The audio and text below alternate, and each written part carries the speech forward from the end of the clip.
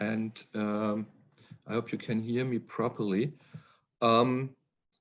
I was given the task to talk about or to provide an introduction to post-Keynesian macroeconomics and demand-led growth. I was asked to speak for roughly 60 minutes or so, and then I'm, of course, available for questions and discussions. If there are urgent questions of understanding while we go, please interrupt me, and I'm happy to answer these questions. So my presentation is structured along the following lines, and I beg your pardon for maybe being quick on some of the issues which I've prepared, because I have to cover a very, very broad field.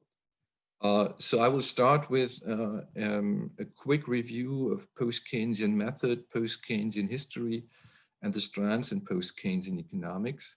And then I've prepared to go into three main areas of research, three main topics of post-Keynesian economics, which is on the first one of which is money interest and the relationship between the rate of interest and credit and money. And then I want to cover the role of income distribution and the principle of effective demand in the short run, and then finally the same for the long run, in the context of which I will then also address questions like wage-led growth, different growth regimes, policy regimes, etc. So you see it's a wide area or broad area, and I hope I will be able to stick to the time limit. Let me start with a brief introduction into a method, history, and strands of post-Keynesian economics. This is a figure I usually use in my classes in order to introduce post-Keynesian economics and put it in place with respect to the other schools of economic thought. As you see here, post-Keynesian economics, which you see here at the bottom, is one of the heterodox schools in macroeconomics. So this figure is only covering macroeconomics, and it's inspired by, in particular, the work of John Maynard Keynes, as you might guess, but also, and maybe even more so, by the work of Michał Kalecki, a Polish economist, who himself draws a lot on the works of Karl Marx, in particular, Capital, Volume 2.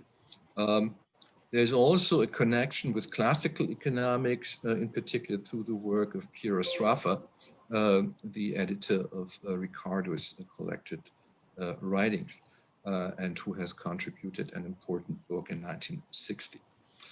So post-Keynesian economics is one of the heterodox schools in macroeconomics. The other one, which I have here, is modern Marxist economics. And then, of course, on the orthodox side, we have the well-known new Keynesian approach, the new classical approach, and the new consensus model, which I will not touch upon here. Now, what do heterodox schools have in common if you compare them to orthodox schools? And here I draw a lot on the work of Marc Lavoie, the co-author of Wonjuna in the area of autonomous demand-led growth. And Marc Lavoie, in his recent textbook, also from 2014, has a nice, highly recommended introductory chapter in which he goes in detail through the different issues, which I'm only briefly touching upon here.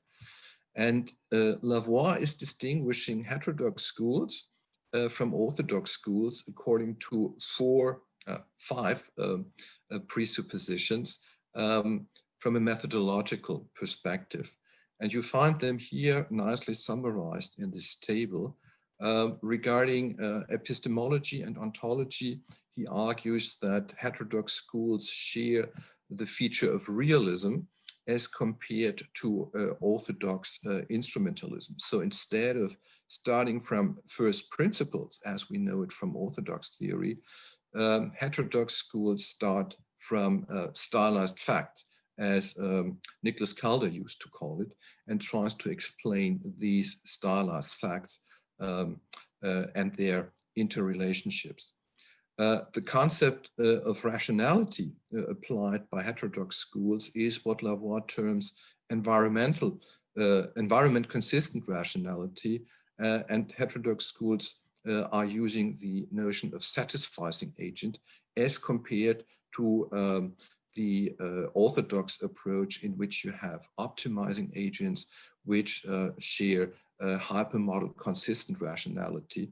So who have more or less full information of current and future states of the economy and are able to interpret these informations according to the most developed model, and therefore to build rational expectations, as it is called. In heterodox economics, we don't have this assumption. We don't have this assumption of full information, if you like. Here, in particular, Keynes's notion of fundamental uncertainty features prominently, and based on that, we have the idea that agents have to build expectations, and they try to do the best they can given this uncertainty of the future, and they build their expectations according to rules of thumb, according to herding behavior, what you have. The method being applied by heterodox economics is what Lavoie calls holism and organicism, which is the counterpart to what you know in orthodox schools as individualism and atomicism, which means that heterodox economics starts or acknowledges that economic agents are social beings, and that they therefore are affected by class, institutions, gender, etc., and that also institutions cannot be interpreted just as a rational responses of agents based on first principles, as you have it in orthodox schools. The economic core of heterodox schools starts with production, growth, and abundance, which means that the focus of economic reasoning, the focus of economic modeling, is to be found in the area of production and growth, as distinguished from the orthodox approaches, which usually start with exchange, allocation, and the notion of scarcity. This has all sorts of implications, in particular with regard to how we see prices, whereas in orthodox schools, prices are seen as an indicator of scarcity. In heterodox schools, prices are usually seen as production prices, which have to make sure that the system is able to reproduce over time. When it comes to the political core, then in orthodox schools, you have the tendency to rely on unfettered markets. Governments and the state are, of course, required when markets are not working properly or perfectly, but they are usually of second order importance. Whereas in heterodox schools, the notion of regulated markets features prominently, which means that markets are seen as embedded in institutions by requirement, and that markets have tendencies towards instability, which then need to be regulated, which requires government intervention.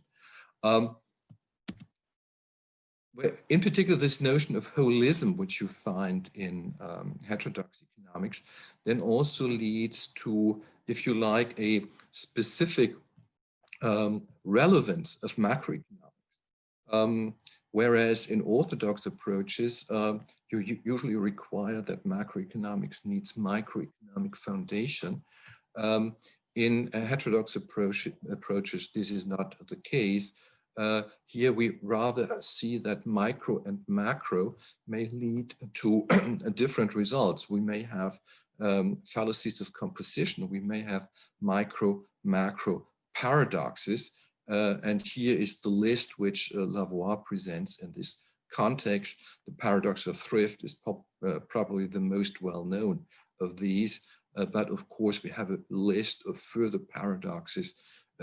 Kalecki in particular has the paradox of cost. I will come back to that later on when I talk about the basic macro approach. And you have all sorts of other paradoxes. For the sake of time, I don't want to go into that. Now, post-Keynesian economics is part of this heterodox approach, but post-Keynesian economics can be distinguished from other heterodox approaches by 5 further essential characteristics. And Lavoie had a couple of them, and then we had a bit of a discussion together. And at the end of the day, Mark and I, we agreed we make it another 5, so that we have, at the end of the day, we have 10 presuppositions and 10 presuppositions plus main characteristics. So you may have at the end the 10 commandments of post-Keynesian economics, but please don't take this seriously. So, so what are these 5 essential characteristics which distinguishes post-Keynesian economics from other heterodox schools? I think the first one of these is the focus on a monetary theory of production. This goes back to John Maynard Keynes, in which money is non-neutral both in the short run and in particular in the long run. So money is not a veil. I think this distinguishes post-Keynesian economics in particular from certain branches of Marxian economics. We have the dominance of the principle of effective demand, both in the short and in the long run, which is again based on Kalecki, who even discovered this principle of effective demand a bit earlier than John Maynard Keynes, and it goes back to Keynes himself. And the basic idea here is that investment creates the corresponding saving both in the short and in the long run via income growth or distribution effects, depending on the model which you apply. The third one, which is then the 8th in the or the 8th commandment, if you like, is the importance of the notion of fundamental uncertainty. It's also related to the basic presupposition, or one of the basic presuppositions, which argues that fundamental uncertainty or uncertainty is different from probabilistic risk. John Maynard Keynes has famously termed that in his 1937 paper that we simply do not know. The 4th, or then the 9th in the full list, is the insistence that economic processes take place in historical and irreversible time. Joan Robinson has focused on this in particular. And this means that economic processes are largely path dependent. Therefore, in post-Keynesian economics, there is no predetermined Nairu, and there's also no predetermined natural rate of growth towards which the economy will converge in the long run. Mikhail Kalecki has famously termed that by the quote that the long run trend is but a slowly changing component chain of short period situations. And the 5th or the 10th in the full list is then the importance of distributional issues and distributional conflict for economic outcome, again, both for the short run and for the long run. So it applies both to output, employment, inflation, and growth. So these are, if you like, the 10 commandments of post-Keynesian economics, but again, don't take this seriously. We try to be an academic discipline and not a religion or academic school of thought. Now, post-Keynesian economics as such can be distinguished in different strands, and this has led to the impression by people outside post-Keynesian economics that there is no coherence. I would argue there is coherence, and these 5 characteristics of post-Keynesian economics, I think, is what all post-Keynesians can agree on. But nonetheless, in post-Keynesian economics, you will see that there are different strands focusing on different issues, if you like. Maybe the two currently most, or the dominant strands are the first two. So the fundamentalist strand, which goes back to the work of Keynes, the older Joan Robinson, Minsky, Shackle, and Weintraub, in which the focus of research is on the notion of fundamental uncertainty, the features of a monetary production economy, financial instability, so that's in particular Minsky, and on method. So to what extent is Keynesian or post-Keynesian economics different from orthodox economics? Then we have the Kaleckian strand of post-Keynesian economics, basing its work on Kalecki himself, on Steinl, an Austrian collaborator, Austrian by nationality, not by academic, not by economic school, Joseph Steinl, and who has had a big impact also on the work of the young Joan Robinson. And in Kaleckian economics, the focus is on cost plus pricing. So we start, or Kaleckian economists start with the notion of incomplete competition, or oligopolistic competition, monopolistic competition in which pricing takes place according to some sort of markup on cost. Class conflict figures prominently because Kalecki has been very much influenced by his reading of Marxist economics, effective demand, of course, and income distribution and growth. And you will see in what I will present in the last two parts, this will be largely inspired by the work of the Kaleckians. But then, of course, we also have the Kaldorians, inspired by the work of Kaldor, Harrod, Goodwin, and also Wynne-Godley.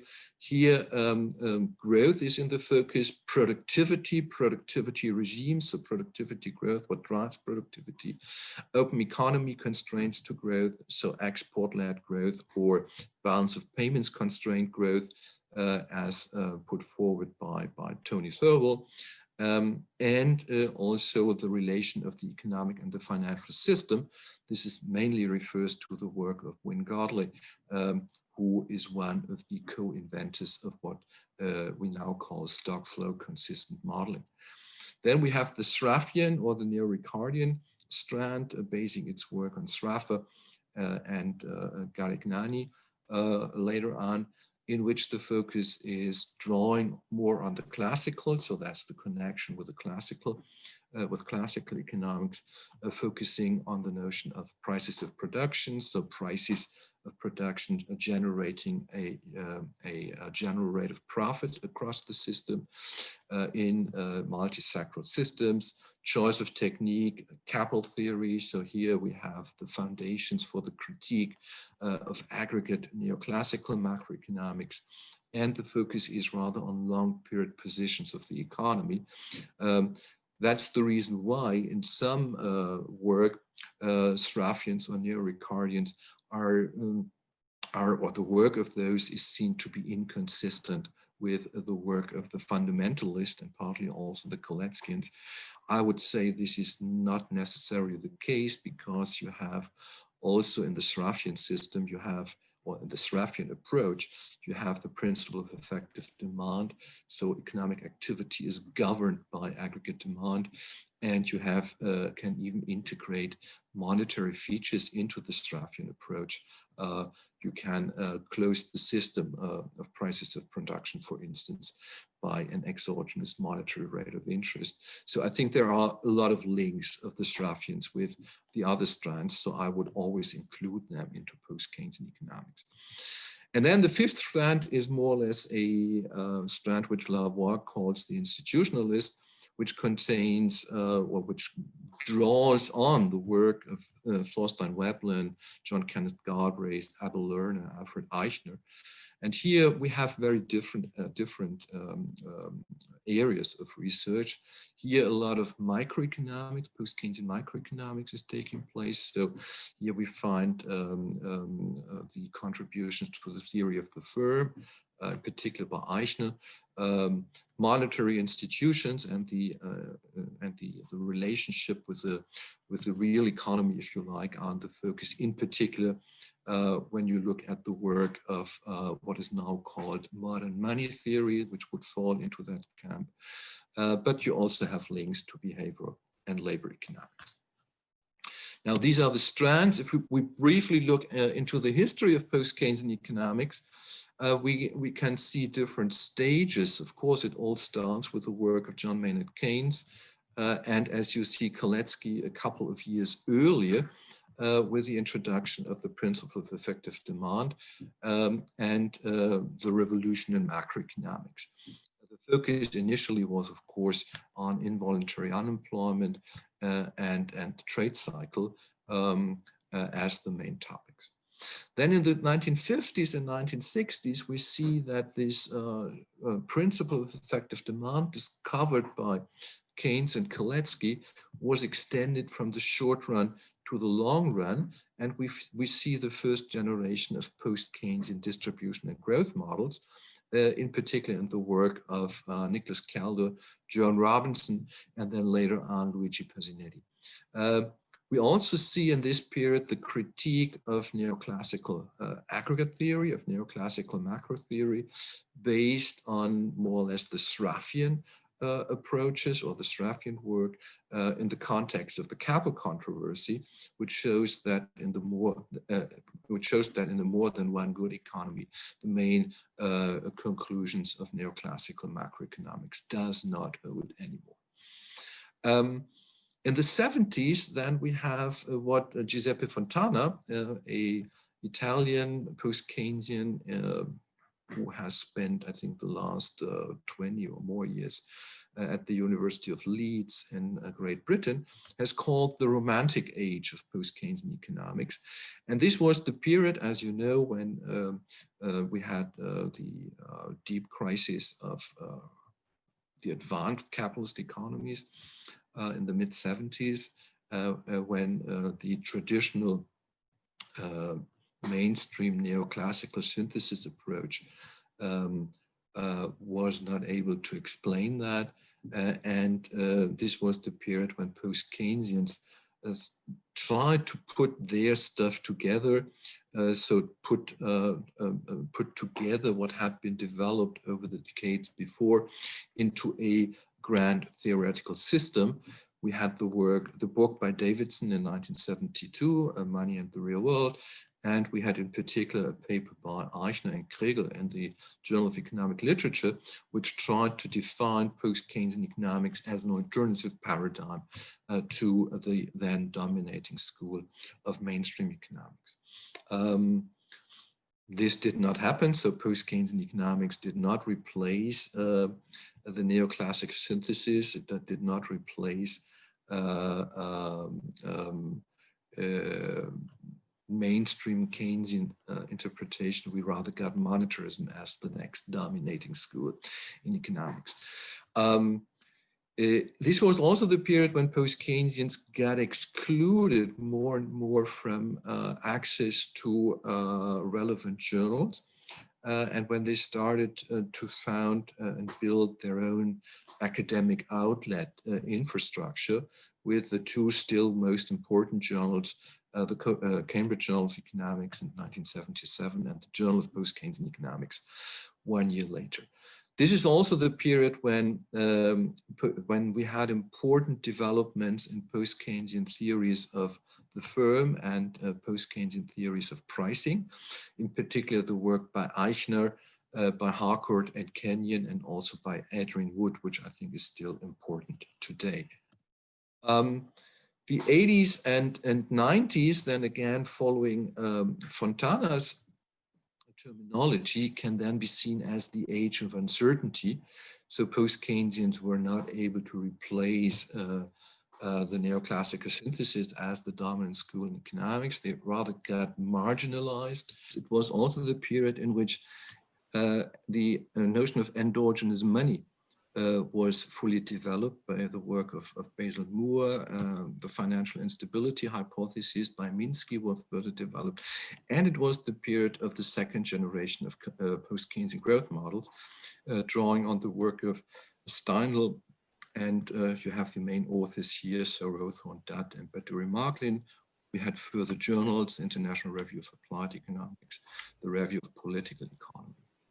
And then since then, so since the late 1990s, mid-1990s, when you go to conferences, you see increasing applied work in post-Keynesian economics on the issue of income distribution, demand and growth, and I will come back to that later on.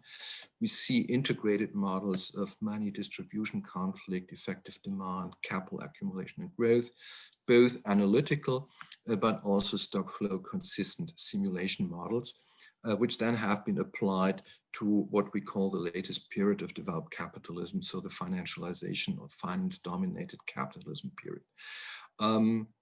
And there was also the development of full and hopefully coherent models as alternatives to new consensus macroeconomics. A lot of new textbooks, you can see them here. I don't want to read all of them. And further journals like the European Journal of Economics and Economic Policies, which I'm co-editing, the Review of Keynesian Economics. Now, let me be quick on that. So how can we assess the current state of post-Keynesian economics? I would argue post-Keynesian have developed a solid body of theory and policy recommendations in all sorts of areas in macroeconomics, but also we have some microeconomics, not in the neoclassical sense of macroeconomic foundations, but of course we also have pricing theory, theory of the firm, etc. So if you're interested in that, I recommend again the textbook by Lavoie and also the shorter textbook by John E. King, which I think is a nice read and gives you a good hope. Post-Keynesian economics has survived as a contested but embattled minority in partly hostile or unfriendly environment. So looking at my own university, you can tell a story about that. And it has developed an infrastructure of an academic community. And we have the textbooks, we have journals, we have networks, associations, conferences, summer schools, and graduate programs. I don't want to go into that. For those of you who are interested, I've provided some slides on that where you have a list of textbooks, journals in which post-Keynesians are publishing, post-Keynesian networks, as far as I'm aware of them. There may be more graduate programs with relevant post-Keynesian content. I guess the PowerPoints will be made available to the participants, so you can read that. I don't want to go into that for the sake of time. Now, let me come to the first main area which I would like to address, which is the area of money and interest, and where post-Keynesians have argued for decades that central banks do not control any money aggregate, that the control variable of the central bank is the price, namely the rate of interest or the base rate of interest, and that central banks can only affect the economy through changing this base rate of interest, and that the effectiveness of central banks in this respect is highly asymmetric, which means that central banks can, by means of raising interest rates, always stop a boom, but it's impossible, or mainly, or there are many gaps, many problems if you want to stimulate the economy by lowering interest rates. Credit and money in this view are seen to be endogenous, and that's the famous quote by Lavoie in his 1992 book, which is still valid. So from the post-Keynesian perspective, money is always credit-driven. It's loans which make deposits, and the deposits make reserves, and the supply and the demand for credit money are interdependent. The central bank has as a control instrument the price, mainly the rate of interest, but not the quantity or the stock of money. So what central banks are doing, they are setting base rates of interest. They define standards for creditworthiness, for collateral in their business. with the commercial banks in the money market. This supplies central bank money to commercial banks accepting securities in exchange as collateral, and they act as lender of last resort. And since the 2007-2009 crisis, we now know that the role of the central bank, not only as a lender of last resort for the commercial banking sector is important, but also as a guarantor of government debt, or if you like, also as a lender of last resort to the government in sovereign money systems. Commercial banks also set a price or set prices by marking up base rates, the base rate of interest in the financial market. If the system worked properly, they should check creditworthiness of firms and households and then supply credit to firms and households. So this is how post-Keynesians have seen it, at least till the 1970s. You even find foundations of that in the 1950s. But at least in the 1970s. And this view, I would say, has by now become mainstream.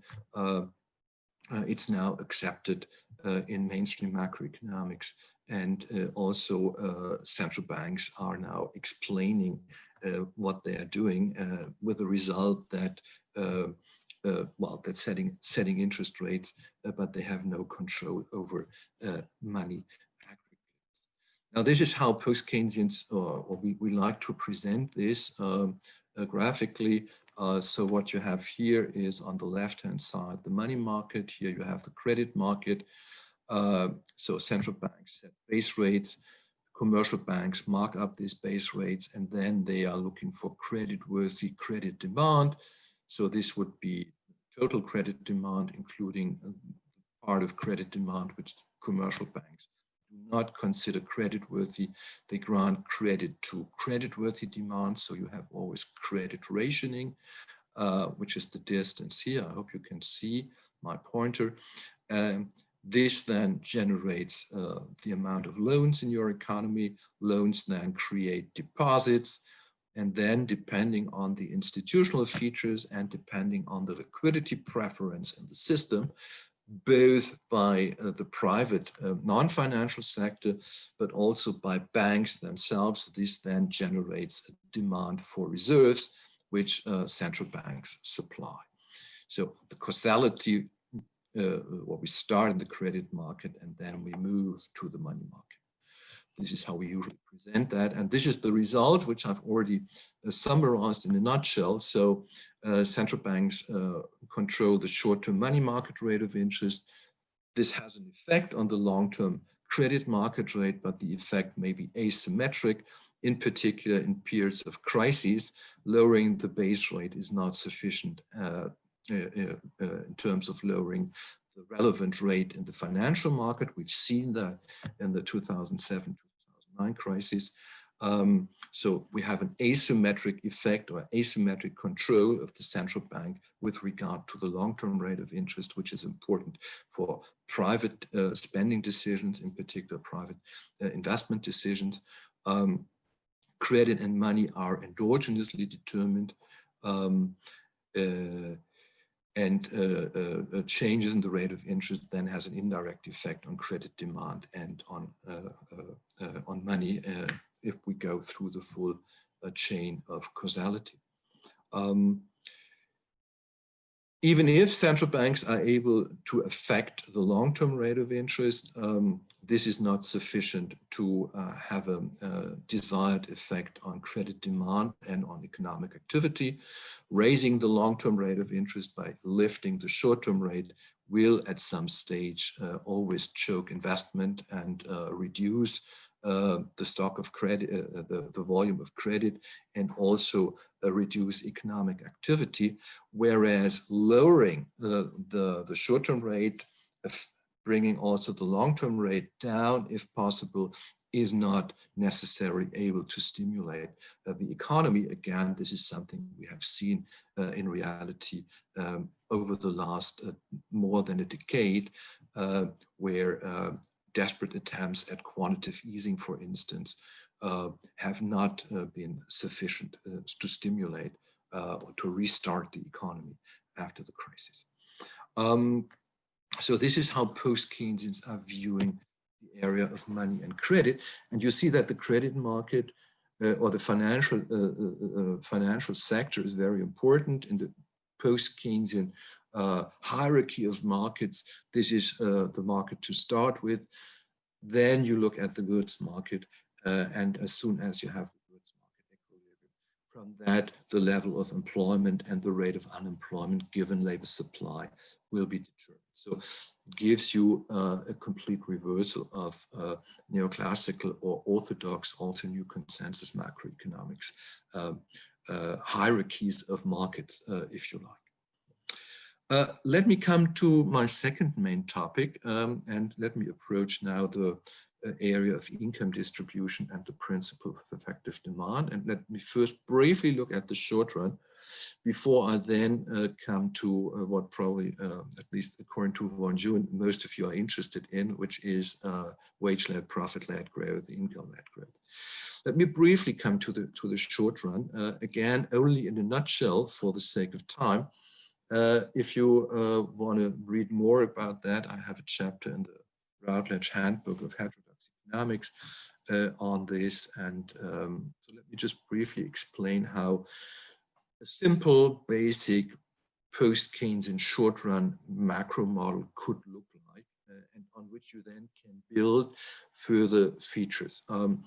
This is a chapter in this handbook. I'm currently working on a textbook. Von Jun knows some of my drafts on that. I'm still grateful and thankful for his comments on it, but I can't go into all the details. But let me just try to present the basics, and also to make clear how we can model our presuppositions and our main characteristics of post-Keynesian economics.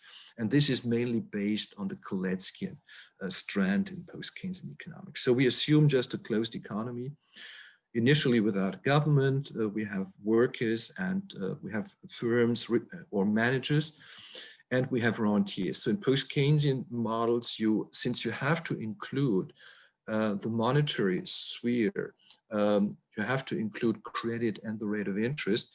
You also always have the social group, which is granting credit and which receives the income from granting credit. I call them the rentiers, so wealthy households or banks owned by wealthy households. Firms produce, pay wages to workers and interest on credit to the rentiers, and they retain part of these profits.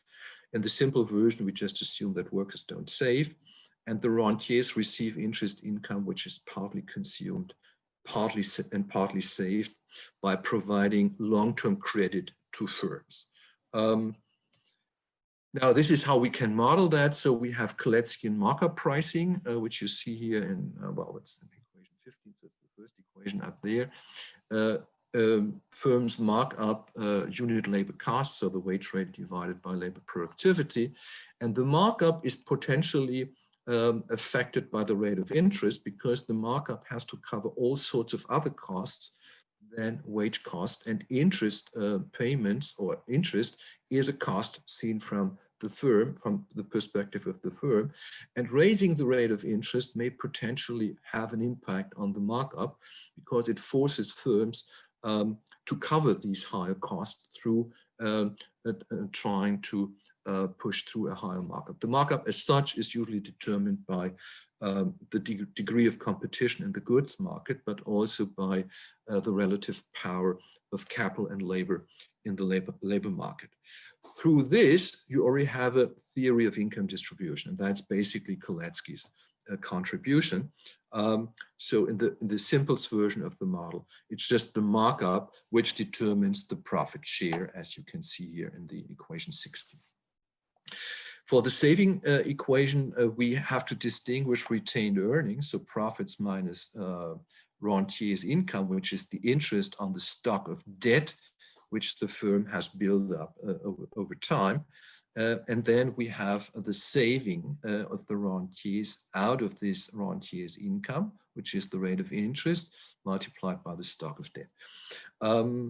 And you now can see here that the rate of interest in the post-Keynesian model or post-Keynesian Kaleckian model has a counterintuitive, if you like, effect on saving if you are educated in mainstream economics. So in this post-Keynesian approach, an increase in the rate of interest through the distributional effect between firms and rentiers, debtors and creditors, an increase in the rate of interest means that now aggregate saving, everything else constant, will go down because you distribute income away from the firms, the debtors, to the rentiers, the creditors, and the rentiers are now partially consuming out of that interest income, which brings saving down, whereas firms don't consume, and therefore their retained profits are completely safe by definition.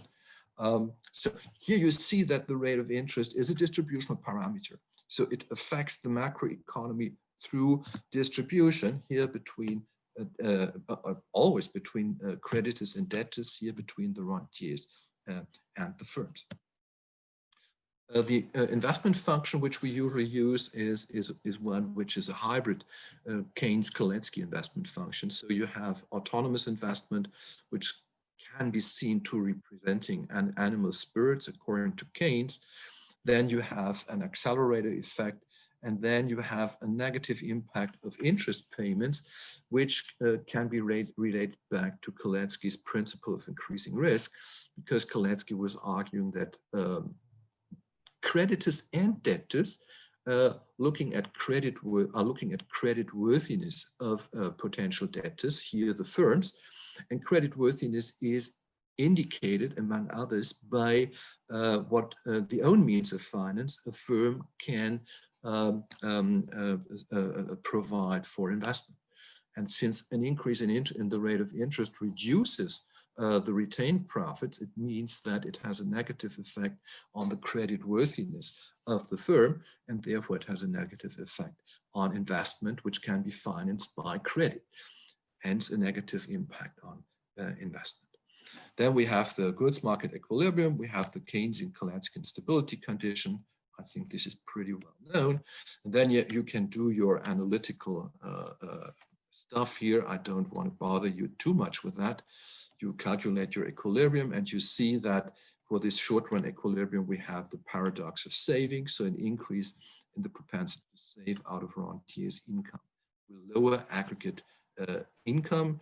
Our economy is wage-led in the sense that if you raise the profit share, you will see lower aggregate demand and therefore lower income. And you can see that the effect of the change in the rate of interest on the economy is ambiguous. It depends on whether the expansionary effect on consumption, so the consumption, the increase in rentiers' income, which is generated by an increase in the rate of interest, whether this expansionary effect compensates or overcompensates the depressing effect of an increase in the rate of interest on investment. And you may therefore get normal cases in which the effect on investment is the stronger one. So this in this equation would mean that theta is larger than 1 minus SR, which is the propensity to consume out of rentiers' income. This is called the normal case, or you may have puzzling effects if the effect on investment is low, but you have a high propensity to consume out of rentiers' income. So you may have normal or puzzling effects of the change in the rate of interest. Of course, you have to include the notion that persistent increases in the rate of interest might affect the markup and therefore the profit share, and this has a negative partial effect on your equilibrium income because our economy is wage-led. You can do the same here. I don't want to go through it. Something I want to highlight is what is called the paradox of cost. So if you examine the effect of an increase in the profit share on aggregate profits and therefore also on the profit rate, if you relate that to a given capital stock, you see that the effect is negative. So we have a paradox of cost. So lowering unit wage cost, increasing the markup, increasing the profit share will lead to lower profits in the aggregate. So that's what I highlighted when I went through the basic presupposition that goes back to Mikhail Kalecki. Now you can, of course, further develop this model if you want to become more realistic, include more features. You can include open economy features. You can include inflation, the inflation generation process, which in post-Keynesian approaches is always generated by conflict. And you can then build a full post-Keynesian alternative to the NCM. I've done already that in a growth context with Engelbert Stockhammer, and I'm currently working on that for my next book. You can also include debt dynamics, but then you would have to move from short-run macroeconomics to long-run macroeconomics. You would have to move to a distribution and growth context. Let me, maybe for the sake of time, I skip that. And if you're interested in that, you can, of course, also derive an alternative macroeconomic policy mix based on the post-Keynesian model, which you can then see as the alternative to the policy mix we know from new consensus macroeconomics. But for the sake of time, I'd probably skip that here, but I'm willing to go into that if you're interested. Let me, in the last part, now come to distribution and growth, distribution and the principle of effective demand in the long run. John Robinson has the famous quote that, which I think nicely highlights why post-Keynesian growth theory is different from orthodox growth theory, where she says that the Keynesian model, including our own, are designed to project into the long period the central thesis of the general theory, that firms are free within wide limits to accumulate as they please, and that the rate of saving of the economy as a whole accommodates itself to the rate of investment that they decree. In other words, the principle of effective demand, that investment determines saving, is also true for the long run when we talk about growth. Basically, we have two types of growth models in post-Keynesian economics. The first type is built on the first generation, what I call the Calvin-Robinson model, in which changes in investment or changes in the rate of capital accumulation trigger changes in income distribution, because in these models it's assumed that firms operate the capital stock at some normal rate of utilization. And therefore, the only way saving can adjust to investment is through income redistribution, assuming that the propensity to save out of wages is lower than the propensity to save out of profits. This requires, however, that prices in goods markets are more flexible than nominal wages in the labor market, and this is something which I find not so convincing. The other approach is the Kalecki-Steinle approach, which assumes, moving from the short run to the long run, that prices are being set, or taking from the short run also for the long run, that prices are set as markup over costs, over unit costs, and that the change in investment or the change in the rate of capital accumulation rather triggers changes in the utilization of productive capacities than prices. I have again modeled that in a paper which you find in the Review of Keynesian Economics, in which I tried to compare different growth models through the method of model closure. So through using some basic features for all the strands. I've also included the Marxian and the neoclassical strand there, which I will not do here, and then try to show the differences. What we have again is our closed one-good economy. We again have our two classes, workers and capitalists. Workers don't save again. Capitalists own means of production, receive profits which they partly consume and partly save, and there are no depreciations and no overhead labor. And then you can use two equations as the basics of your model. So a definition of the rate of profit, which can be distinguished in the profit share, the rate of utilization, and 1 over the capital potential output ratio. And your saving rate, now there's no rate of interest here anymore because I want to just compare two types of models or two model variants. But of course you could include the rate of interest. Where the saving rate, so saving over the capital stock, is given by the propensity to save out of profits, the profit share, and the rate of utilization, and the capital potential output ratio. So basically, you just multiply the rate of profit by the propensity to save out of profits. Then you can close the model by 4 further equations. In the Caldwell-Robinson, so the first generation, you assume that firms operate the capital stock at some normal rate or target rate of utilization. The capital output ratio we take as constant. You have an investment function in which investment is determined by animal spirits and by the rate of profit, and you have your equilibrium condition. And then your model looks like that. So here you have the rate of profit on the left-hand side.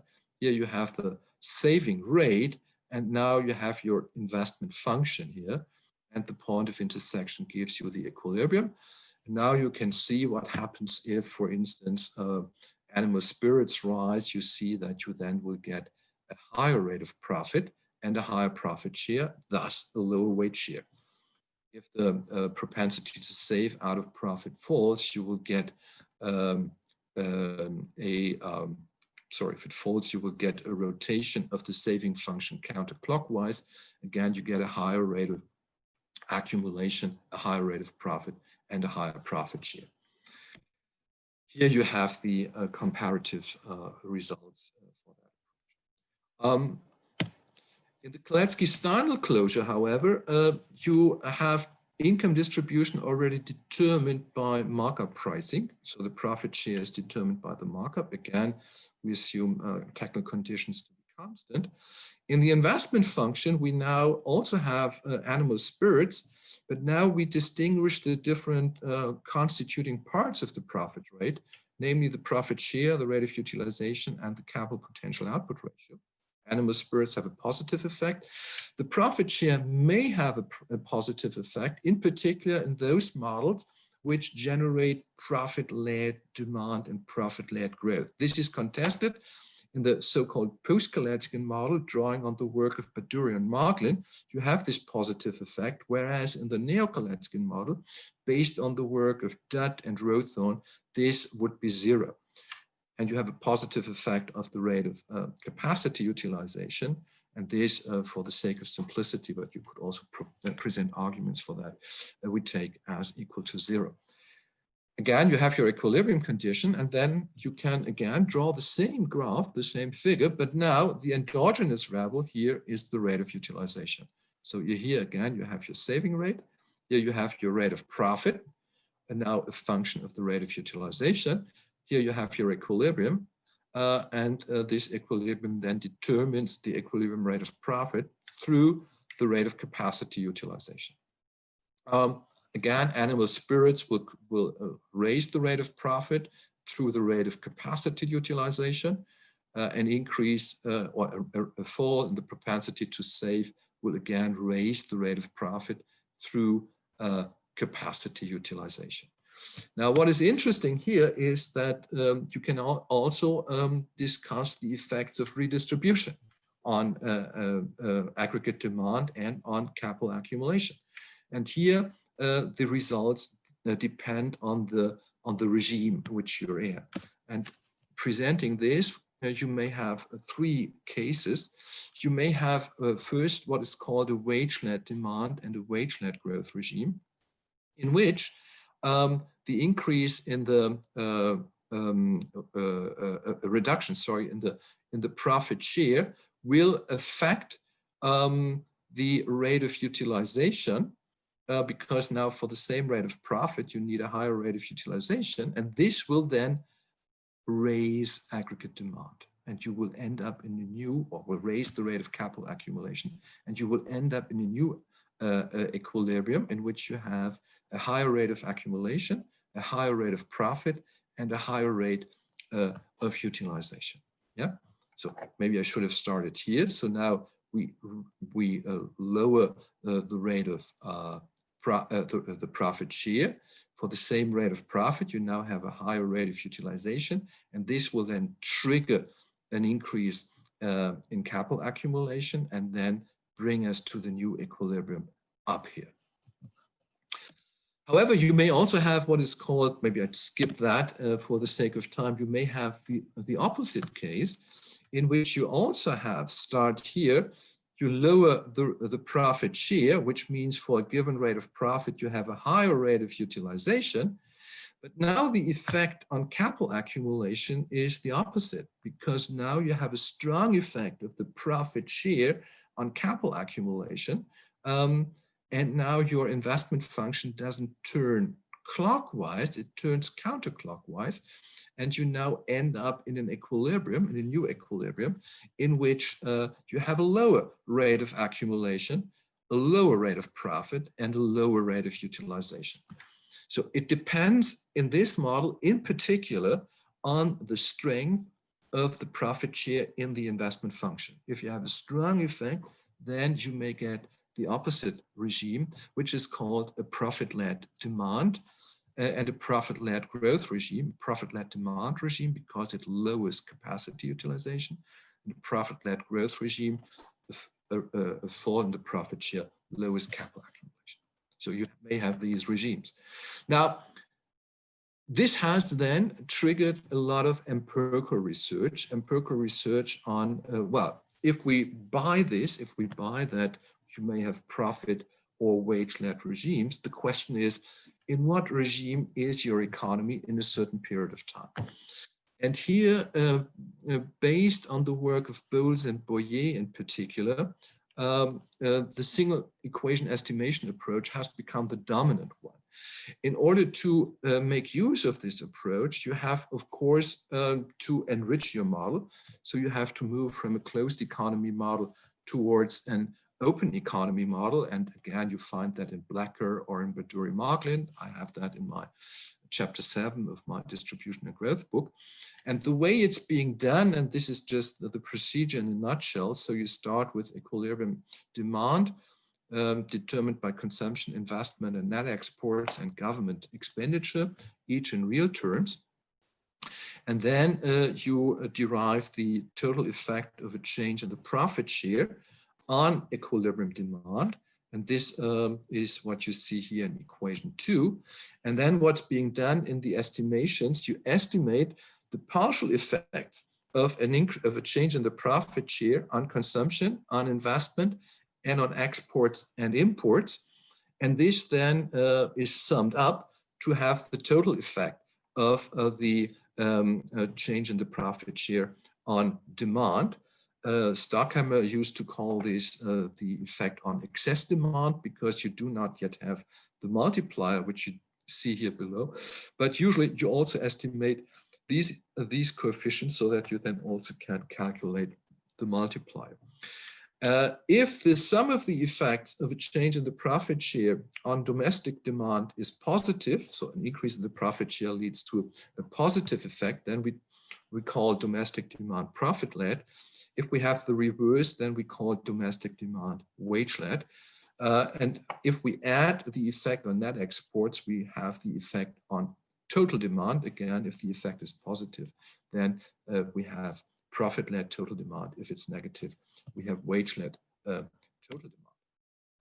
This is the results which we have received from this approach, from the single equation estimation approach. Again, I don't go into that in detail, but the overall picture we get is that domestic demand in this approach is usually wage-led, which means that the effect of redistribution on consumption is stronger than the effect on investment. Usually it's difficult to find statistically significant effects on investment. However, if you add net exports, then you get that some small open economies and also some emerging capitalist economies turn profit-led.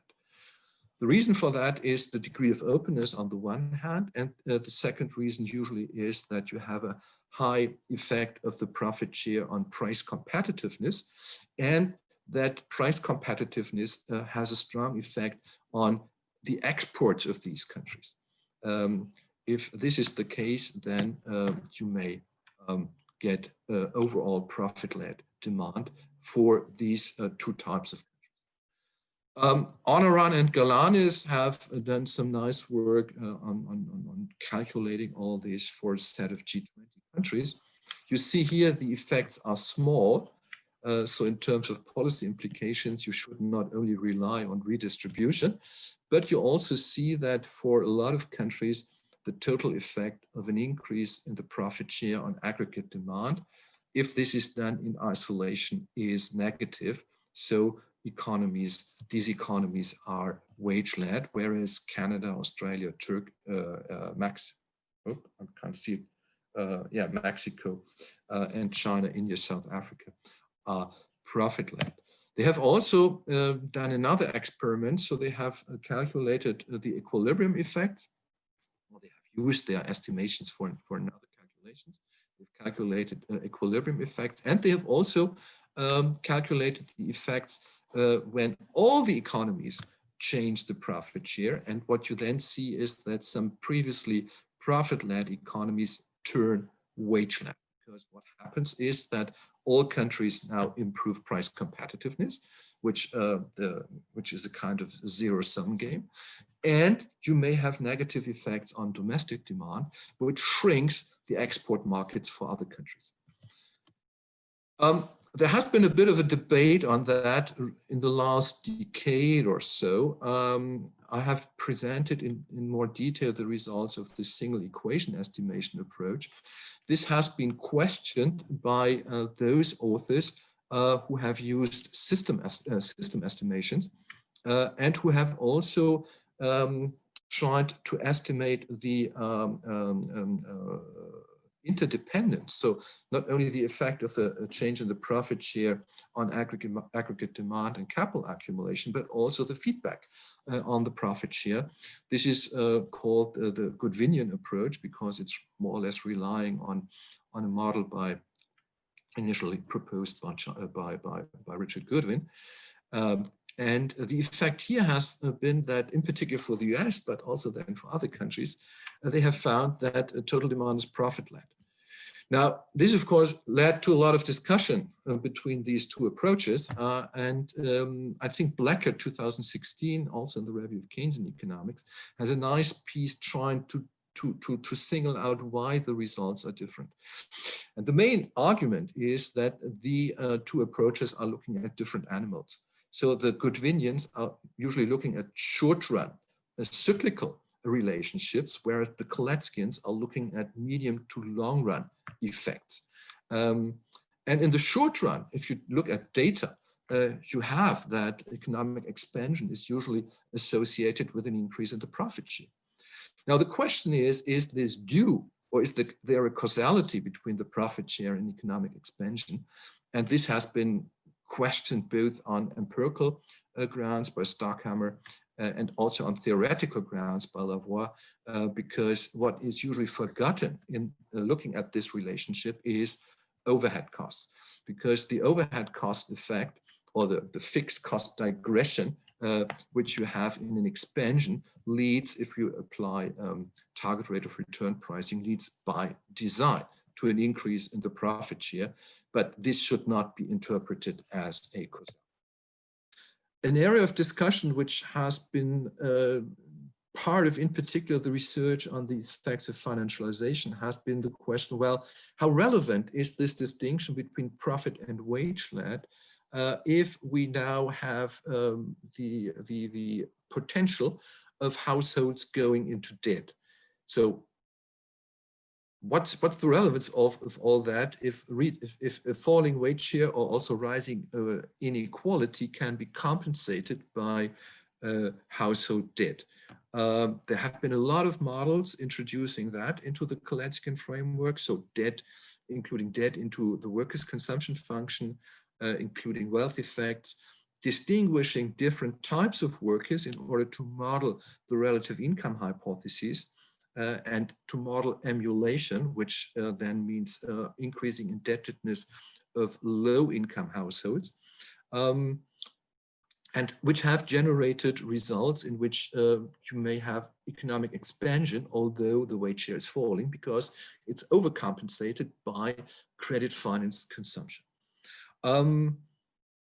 We now know this may be temporarily so, but you buy in debt accumulation, which causes or might cause instability, and which might then lead to a collapse of this house of cards of debt. So I would argue this is temporarily, you may have what then is called seemingly profit-led regimes built on household debt, but this cannot go on forever. There is a debate on how well-founded the relative income hypothesis is. Starkhammer with his co-authors are critical on that. But I think the message we can draw from that is we should not only look at functional income distribution, but also look at wage dispersion, because it might matter, irrespective of whether our economy is wage-led or profit-led. Tom Pally, for instance, has shown that even if the economy is profit-led, you can still improve personal income distribution. You can still improve wage dispersion, so compress wage dispersion without harming aggregate demand. Well, we have a lot of further developments. Again, in my 2014 book, you find a bit on that. So you can include technical change, productivity growth. You can then make the monetary dimension explicit, interest, credit, financialization. We have recently seen, or for the last decade or so, seen a debate on whether the Kaleckian notion that the rate of capacity utilization can be treated as a variable beyond the short run is contested. And we had a debate on the related Herodian instability. This has now, I think, generated a new strand of research, and Wonjuna is one of the main contributors to that, together with Marc Lavoie, in which Kaleckians have introduced the idea of autonomous non-capacity creating demand driving growth. So exports, government expenditure, autonomous consumption, or residential investment. And this is, I think, where now a lot of research, a lot of debate is going on. And what these models show is that even if you accept that in the long run, the economy reaches some normal rate of utilization, you can still maintain the Kaleckian ideas of the principle of the paradox of saving and of wage-led, or at least the potential of wage-led growth, not for the growth rate, but for the growth path, because the growth rate is then always determined by some autonomous rate of growth. We have introduced gender issues, ecological constraints, and what you have. My final slide is here, is on another area of research which I personally find very interesting and which I got involved over the last 2 years or so, is the research on demand and growth regimes in modern capitalism, which is now also getting prominence in a comparative political economy, which so far has been dominated by the Hall-Soskich idea of varieties of capitalism based on a more new Keynesian, new consensus macroeconomics approach. But Kara-Pontusson were the first to introduce the post-Keynesian notion of demand-led growth into this area of research. And several post-Keynesians have now responded to that and tried to get into a debate. So looking more at the growth regimes, which we are currently observing, or which we have observed in the development of modern capitalism. And that's my last slide on that. In this debate, and I just want to put a warning here on this last slide, because this debate might be highly attractive, in particular for young researchers. At least my PhDs and even my postdocs are in that a whole lot. In that debate, we should avoid confusion. I think there's a lot of confusion in that debate. We should clearly distinguish the different types of demand and growth regimes, or the different levels of demand and growth regimes we are using in post-Keynesian economics. We have, as I briefly have explained, this distinction between wage-led and profit-led growth, which is just asking the question, how does a change in the profit share or the wage share affect demand and growth? It does not imply that a wage-led economy will always follow pro-labor policies. It doesn't mean that a wage-led economy will try to reap the benefits from being wage-led. You may just see the opposite. The country where I'm from, Germany, has done just the opposite for many years, and we've suffered from that by very low growth, in particular in the late 90s and the early 2000s, because we have introduced anti-labor policies, pro-capital policies, under the conditions of a wage-led economy. So I think this is important to take on board. Built on that is the notion of demand and growth regimes in what I call finance-dominated capitalism, where we rather look at the sources of growth. So whether growth is driven by exports or by net exports, whether growth is driven by consumption or domestic demand, and we're looking at the financing of this, whether growth is or expenditures are financed by credit or by income. So in this kind of research, we look at growth contribution and at financial balances. So here you may have that an economy is wage-led, and it may be export-led or export-led mercantilism. It may be wage-led, and it may be domestic, maybe debt-led private demand boom, as I call it. So these are different levels of the analysis. And then we also can look at what Stockhammer and Köhler in a recent paper called growth drivers. So what drives the change in the demand aggregates? And here policies matters a whole lot. Stockhammer and Köhler are looking at fiscal policies, and in a recent paper with a graduate student of mine, we've not only looked at fiscal policy, but we've looked at the full macroeconomic policy regime, also looked at monetary policy, looked at incomes policy, and looked at the open economy environment of an economy. So what I'm saying is this is ongoing research, but you have to get the categories clear in order not to contribute to the confusions which are currently present in the literature.